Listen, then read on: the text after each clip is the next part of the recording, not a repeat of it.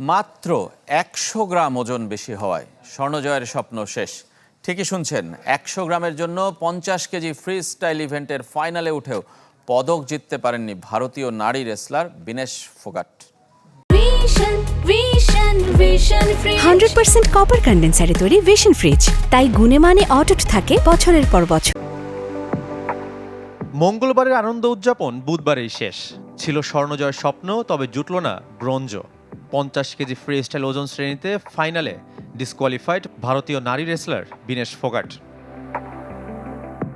সেমিফাইনালে টোকিও অলিম্পিকের স্বর্ণজয়ী Cuban wrestler গুজমান লোপেসকে হারিয়ে হইচই ফেলে দিয়েছিলেন বিনেশ, কিন্তু পরদিন তার ওজন প্রায় ২ কেজি বেড়ে যায়।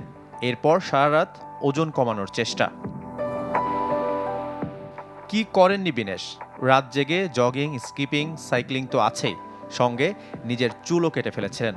এমনকি গণমাধ্যমের দাবি রক্ত পর্যন্ত বের করেছেন। তাতে অনেকটাই ওজন কমিয়ে ফেলেছিলেন, কিন্তু শেষ রক্ষা হয়নি। বুধবার সকালে যখন ওজন মাপা হয়, দেখা যায় ১০০ গ্রাম বেশি ওজন তার, যে কারণে প্রতিযোগিতা থেকে বাতিল করে দেওয়া হয় বিনেশকে। বিধ্বস্ত বিপর্যস্ত বিনেশ অসুস্থ হয়ে এখন হাসপাতালে ভর্তি। যদিও এই ঘটনার পর পুরো ভারত জুড়ে বইছে ক্ষোভ। কুস্তিতে ৫০ কেজি ওজন শ্রেণী কখনোই বিনেশের ইভেন্ট ছিল না। তার আসল ইভেন্ট ৫৩ কেজি ওজন শ্রেণী। সাফায়েত মৃদুল, চ্যানেল 24।